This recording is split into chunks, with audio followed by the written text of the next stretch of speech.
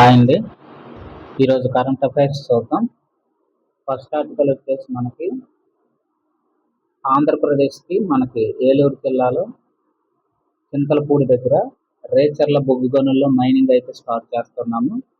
మొత్తానికి 2029 కల్లా ఈ ప్రాజెక్ట్ని అయితే కంప్లీట్ చేయాలని ప్రభుత్వం అయితే భావిస్తుంది అన్నమాట. అయితే ఈ ఏలూరు జిల్లాలో మనకి చింతలపూడి రేచర్ల దగ్గర కేంద్ర ప్రభుత్వం అనేటటువంటిది ఇటీవల వేలం నిర్వహించింది. అందులో జియో రిలయన్స్ వీళ్ళైతే రిలయన్స్ ఇండస్ట్రీస్ వాళ్ళైతే ఇది దక్కించుకున్నారనమాట వేలంలో. దాదాపు ఇక్కడ మనకి 1,00,000 కోట్లు అయితే భారీ పెట్టుబడి అయితే పెట్టడానికి సిద్ధమవుతున్నారు. ఇక్కడ ఏం చేస్తారంటే ఈ ప్రాజెక్ట్ యొక్క లక్ష్యం ఏంటంటే ముందుగా మనకి రిలయన్స్ అనేటటువంటిది భూగర్భ కోల్ గ్యాసిఫికేషన్ ప్రాజెక్ట్ని అయితే ఏర్పాటు చేస్తుంది అనమాట. అయితే ఏంటి కోల్ గ్యాసిఫికేషన్ అంటే మనకి ఇక్కడ మనం ఏం చేస్తామంటే కోల్ నార్మల్గా బొగ్గును మనం మండిస్తాం. దాని నుంచి మండించిన ద్వారా విద్యుత్ని అయితే ఉత్పత్తి చేస్తాం.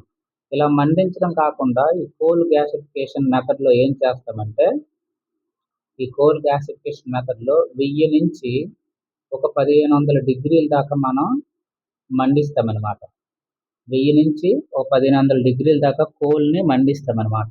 పూర్తిగా కాకుండా పాక్షికంగా. అలాగే పరిమిత ఆక్సిజన్ సమక్షంలో మనము ఈ యొక్క కోల్ని మండిస్తామన్నమాట. అయితే కొంచెం నీటి ఆవిరి కూడా ఉంటుంది. నీటి ఆవిరి సహాయమైన కూడా తీసుకుంటాం. నీటి ఆవిరి సహాయమైన లేదా ఆక్సిజన్ సహాయమైన తీసుకొని మనం కెమికల్ రియాక్షన్ చర్య చేపిస్తామన్నమాట. ఈ కెమికల్ రియాక్షన్ రసాయనిక చర్య చేపించినప్పుడు మనకి సింథటిక్ గ్యాస్ అనేటటువంటిది వస్తుంది, లేదా సిన్ గ్యాస్ అని అంటాం. దాన్ని సిన్ గ్యాస్ అని అంటాం. దీని యొక్క ప్రొడక్ట్స్ ఏంటంటే మనకి కార్బన్ డైఆక్సైడ్ వస్తుంది, కార్బన్ మోనాక్సైడ్ వస్తుంది, అలాగే హైడ్రోజన్ వస్తుంది, అలాగే చాలా ప్రొడక్ట్స్ అయితే మనకు వస్తాయి. వీటిని మనం ఏం చేస్తామంటే క్లాసిఫికేషన్ చేసుకుంటాం అనమాట. వీటిని ఈ యొక్క సిన్ గ్యాస్ని మనం ఏం చేస్తామంటే యూరియాలో ఉపయోగించుకోవచ్చు. అంటే ప్రొడక్ట్స్ వస్తాయి, యూరియా కూడా వస్తుంది, అలాగే హైడ్రోజన్ వస్తుంది, అలాగే పరిశ్రమల్లో ఉపయోగించుకుంటాం. ఇదంతా ఉంటుంది అనమాట. నార్మల్ కోల్ బొగ్గును మండించడం వల్ల వచ్చే దానికంటే ఈ కోల్ గ్యాసిఫికేషన్ ప్రాజెక్ట్ ద్వారా మనకి ఏమవుతుందంటే బొగ్గు మండించడం వల్ల కార్బన్ డైఆక్సైడ్ ఉద్గారాలు అనేటటువంటివి తగ్గుతాయి. మనం అంతగా ఎక్కువగా ఉండవు అనమాట, తక్కువగా ఉంటాయి. అందుకే ఈ కోల్ గ్యాసిఫికేషన్ అనేటటువంటిది ప్రాజెక్ట్ చేపడుతున్నాం ఆంధ్రప్రదేశ్లో ఏలూరు జిల్లా చింతలపూడి దగ్గర రేచర్ల బొగ్గు గనులు అయితే కనిపెట్టాం. అయితే ఈ యొక్క కోల్ గ్యాసిఫికేషన్ మనం 2020లో మిషన్ తెచ్చుకున్నాం అనమాట. నేషనల్ కోల్ గ్యాసిఫికేషన్ మిషన్ 2020లో. అయితే 2024లో దీనికి ఏం చేసామంటే ఇన్సెంటివ్స్ ప్రోత్సాహకాలు ప్రారంభించాం.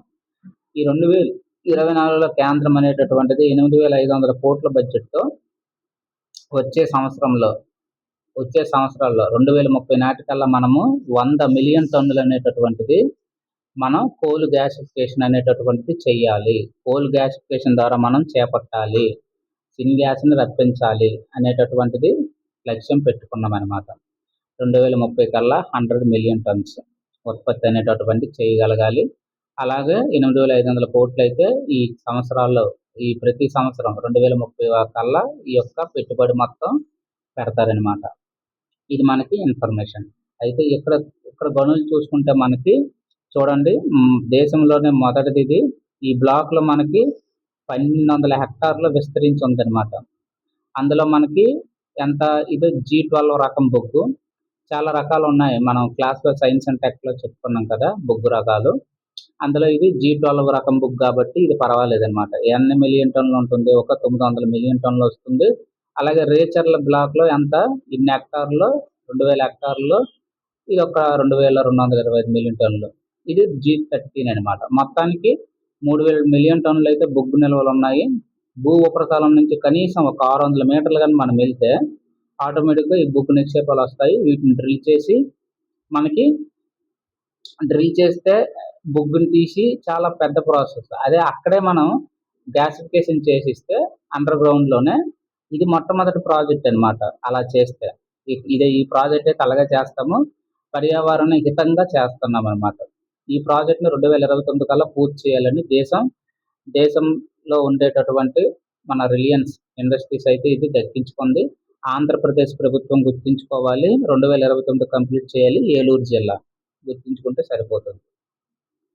తర్వాత మనం సాగునీటి ప్రాజెక్టుల అనుమతులపై మనకి సీఎం అయితే సమీక్షించారు. ఎందుకంటే నిన్న సుప్రీంకోర్టు తీర్పు ఇచ్చింది కదా! 2017కి సంబంధించినటువంటి ఆర్డర్‌లో 2021లో మీరు గవర్నమెంట్ జీవో ఆర్డర్ ద్వారా జస్ట్ ఒక కార్యాలయం కేంద్రం ద్వారా ఒక ఆర్డర్ ఇచ్చిస్తే పనవ్వదు.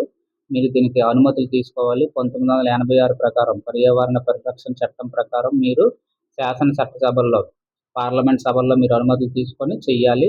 అంతే తప్ప ఇలా చేయకూడదు అనేసి ఇప్పుడు సుప్రీంకోర్టు ఎప్పుడైతే కొట్టేసిందో, మనం ఇంతవరకు ఏ ప్రాజెక్టులకు అనుమతులు తీసుకోలేదు, ఏవే ప్రాజెక్టులు ఏ దశల్లో ఉన్నాయి వాటి మీద ఒక సమీక్ష అయితే చేస్తున్నారనమాట.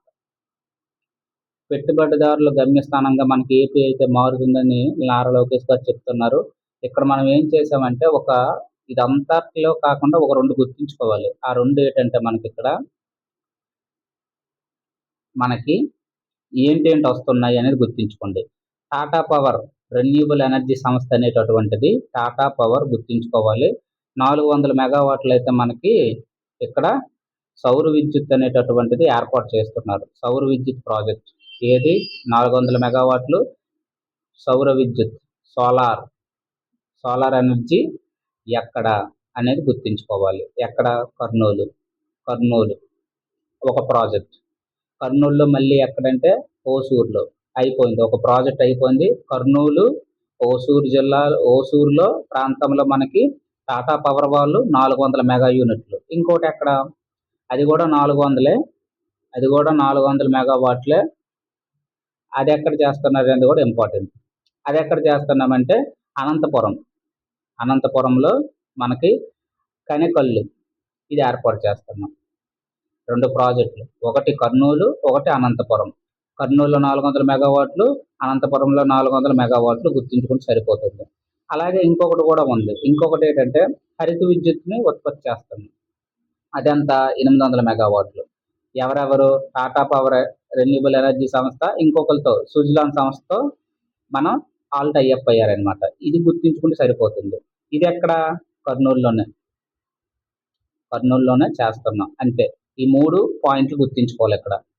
400 మెగావాట్ల కర్నూలు సౌర విద్యుత్తు, అలాగే 400 మెగావాట్లు అనంతపురం సౌర విద్యుత్తు. ఈ 2 గుర్తుంచుకోవాలి. వీటితో పాటు మరొకటి 5,750 కోట్లతో టాటా పవర్ రెన్యూబుల్ ఎనర్జీ సంస్థ వాళ్ళు సుజలాన్ సంస్థతో 800 మెగావాట్లు ఇది కూడా గుర్తుంచుకోవాలి. 800 మెగావాట్లు మనకి ఏంటి?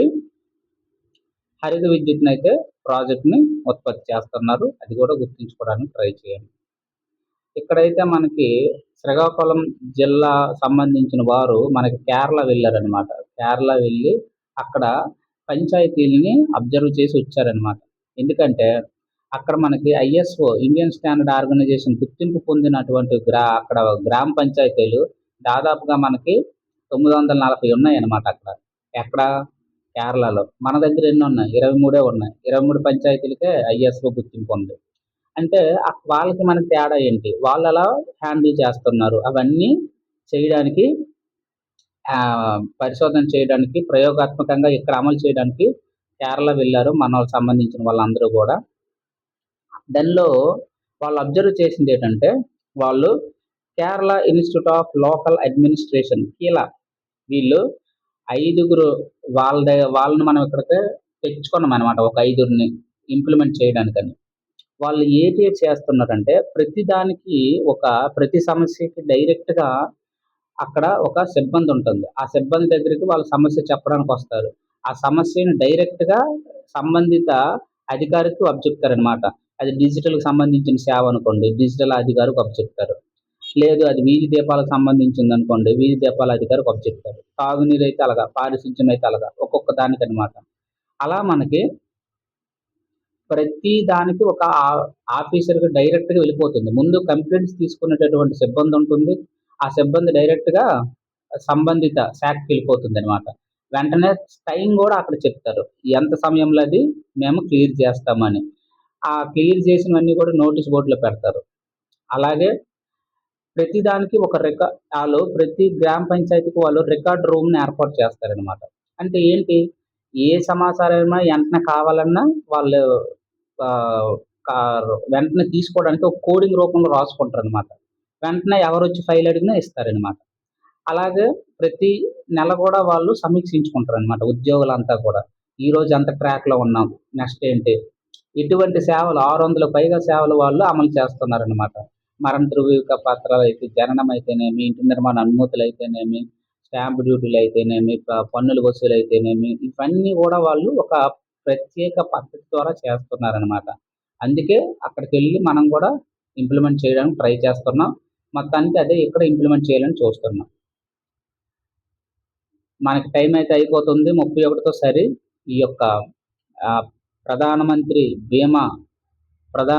బీమా ఫసల్ యోజన మన పంటలకి ప్రీమియం చెల్లించడానికి ఆఖరి రోజు కాబట్టి నమోదు చేయించండి అని సీఎం గారు చెప్పారు. అయినా పెద్దగా రెస్పాన్స్ రాలేదు. దాదాపుగా మనకి 21 లక్షల హెక్టార్ల విస్తీర్ణం ఉంటే మనకు 16 లక్షల ఎకరాలు ఉమ్మడి అనంతపురం, కర్నూలు జిల్లాల్లోనూ వచ్చిందనమాట. అంటే 80% వీళ్ళ దగ్గర నుంచి నమోదైంది. తక్కిన జిల్లాల పరిస్థితి ఏందని అడుగుతున్నారనమాట. వాళ్ళు ఏం చెప్తున్నారంటే సర్వర్లు మొరాయిస్తున్నాయి, మేమేం చేయలేమని చెప్తున్నారు. ఒక 15 దాకా, ఆగస్టు 15 దాకా గడువు పెట్టండి బాగుంటుందని అంటున్నారనమాట. చూడాలి మరి ఏం చేస్తారు. తర్వాత మనకి ఇక్కడ ఇంపార్టెంట్ ఏంటంటే ఈ గేమ్స్కి సంబంధించి అంత రోజు డిస్కస్ చేసే బదులు ఒక రౌండ్ అప్ కంప్లీట్ రౌండ్ చేసుకుంటే బెటర్. ఓకేనా. అందుకే ఇక్కడ జస్ట్ అవుట్లైన్ ఇస్తున్నాం అనమాట. మనకి నిన్న జరిగిన పారా అథ్లెటిక్స్లో మనకి 100 మీటర్లో మనకి దిలీప్ గావత్ స్వర్ణం వచ్చింది మనోడికి. అలాగే మహమ్మద్ బసిల్ అయితే ఇక్కడ మనకి చూడొచ్చు, బసిల్ ఈయన రజతం వచ్చింది అనమాట. అలాగే రెగ్యులర్ విభాగంలో లాంగ్ జంప్లో మనకి మురళీ శ్రీశంకర్ రజతం వచ్చింది, 2వ స్థానము. అయితే ఈయన కామన్వెల్త్ గేమ్స్లో వరుసగా 2 సార్లు అనమాట తొలి భారతీయుడు సాధించాడు అనమాట. కిందిసారి కూడా ఈయన సాధించాడు. కిందిసారి ఎక్కడ జరిగాయి, 2022లో ఎక్కడ జరిగాయి, బర్మింగ్హామ్లో జరిగాయి అనమాట. కాబట్టి అది కూడా మనం గుర్తుంచుకోవాలి. లండన్కి సంబంధించినటువంటి బర్మింగ్హామ్లో జరిగాయి, అక్కడ కూడా ఈయన సాధించాడు అనమాట. చూసుకుంటే సరిపోతుంది. నీరజ్ చోప్రా కూడా మనకి ఫైనల్కి వెళ్ళాడు. ఇక్కడ 3 ఉన్నారు కదా, వీళ్ళు ఫైనల్కి వెళ్ళారు. ఈరోజు 1వ తారీఖున అర్ధరాత్రి దాటిన తర్వాత మనకి జావలిన్ త్రో జరుగుతుంది, అప్పుడు చూద్దాం రిజల్ట్. తర్వాత దేశీయ శాటిలైట్ తయారీ చేస్తున్నాము.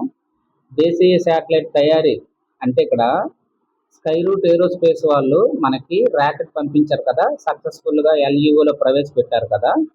ఈ యొక్క ర్యాకెట్లో మనకి కాస్మోసర్వ్ అనేటటువంటి వాళ్ళు కూడా ఒక పేలోడ్ ఎందులో పెట్టారనమాట. ఆ పేలోడ్కి సంబంధించినటువంటి దానికి విద్యుత్ అందాలి కదా. ఆ పేలోడ్కి విద్యుత్ అందించడానికి ఒకరు టేక్ మీ టు స్పేస్ అనేటటువంటి సంస్థ ఒక బ్యాటరీ తయారు చేసింది అనమాట, శాటిలైట్ బ్యాటరీ. ఆ బ్యాటరీ అందులో పెట్టారు. పేలోడ్లో ఏ పేలోడ్లో, కాస్మోసర్వ్ స్పేస్కి చెందినటువంటి వాళ్ళ పేలోడ్ అనమాట అది. అందులో ఈ బ్యాటరీ పెట్టారు. దీని ప్రత్యేకత ఏంటంటే ఇప్పుడు శాటిలైట్ అనేటటువంటి అంతరిక్షంలోకి వెళ్ళిపోయిన తర్వాత దానికి పవర్ సప్లై ఉండాలి కదా, విద్యుత్ అనేటటువంటిది ఉండాలి కదా. దానికి వీళ్ళు ఒక చిన్న బ్యాటరీ తయారు చేశారండి. ఇది చేయడం వల్ల ఏమవుతుంది, మనం డైరెక్ట్గా ఇక్కడి నుంచి కమ్యూనికేషన్ చేసే బదులు అదే ప్రాసెస్ చేసుకొని, అదే నిల్వ చేసుకొని, దానికి కావాల్సినటువంటి సప్లై ఈ బ్యాటరీ అనేటటువంటి శాటిలైట్ బ్యాటరీ ఇస్తుంది అనమాట. ఇది ఒక మంచి అద్భుతమైన ఆవిష్కరణగా మనం చెప్పుకోవచ్చు. అయితే ఇది ఎవరు తయారు చేశారు, టేక్ మీ టు స్పేస్. ఏ పేలోడ్లో పెట్టారు, కాస్మోసర్వ్ స్పేస్లో పెట్టారు. దీని యొక్క పరిస్థితి ఏంది, దీనికి పవర్ బ్యాంక్ 50 అనమాట. దీని పవర్ బ్యాంక్ ఎంత, 50 అంటే దాని అర్థం ఏంటి, 50 వాట్ అవర్ అంటే గంటకి 50 వాట్లని ఇది స్టోర్ చేసుకుంటుంది, విద్యుత్తుని సప్లై చేస్తుంది. అది మనం గుర్తుంచుకోవాలి. జస్ట్ ₹1,00,000 మనకి ఇదైతే అందుబాటులోకి వస్తుంది. ప్రపంచవ్యాప్తంగా ఏ సంస్థకు కావాలన్నా మేము తయారు చేయడానికి రెడీగా ఉన్నామని ఈ యొక్క టేక్ మీ టు స్పేస్ సంస్థ చెప్తుంది అనమాట.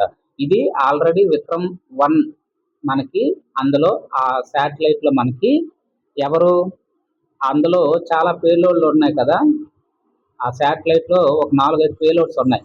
అందులో ఒక పేలోడ్ కాస్మోస్ సర్వ్ పేలోడ్. ఇందులో వీళ్ళు టైఅప్ అయ్యారనమాట వీళ్ళతో. టేక్ మీ టు స్పేస్ వాళ్ళతో టైఅప్ అయ్యి వాళ్ళకి కావాల్సినటువంటిది బ్యాటరీ అయితే మొట్టమొదటి తయారీ సంస్థ ఇది. చాలా సంస్థలు ఉన్నాయి. వాళ్ళు సక్సెస్ అవ్వడం వల్ల ఈరోజు నిన్న మీటింగ్ పెట్టి మీకు ఎవరికి కావాలన్నా మేము అందిస్తాము చాలా చీప్ ధరకే. కాబట్టి ఇది తగ్గిస్తుంది అనమాట. ఏంటి తగ్గిస్తుంది? అంతరిక్షంలో ఒకసారి మనం కక్షలో శాటిలైట్ని ప్రవేశపెట్టిన తర్వాత కమ్యూనికేషన్కి ప్రతిసారి మనం గ్రౌండ్ స్టేషన్తో రిసీవర్తో కమ్యూనికేట్ అవ్వడం, మళ్ళీ అది ట్రస్ట్ను ఉత్పత్తి చేయడం, మళ్ళీ ఇది మన సిగ్నల్ ఇవన్నీ కాకుండా దానంతలో అదే డేటా గ్రౌండింగ్ అంతా అదే చూసుకుంటుంది అనమాట. ఇన్ఫర్మేషన్ ఆటోమేటిక్గా సేవ్ చేసుకోవడం, దానికి కావాల్సిన పవర్ సప్లై అంతా ఇది అందిస్తుంది అనమాట. మంచి ఇనిషియేటివ్గా చెప్పుకోవచ్చు. అదండి ఈరోజు ఆర్టికల్స్. ఛానల్ని అయితే సబ్స్క్రైబ్ చేసుకోండి. మంచి కంటెంట్ ఇవ్వడానికైతే ట్రై చేస్తాను. Thank you.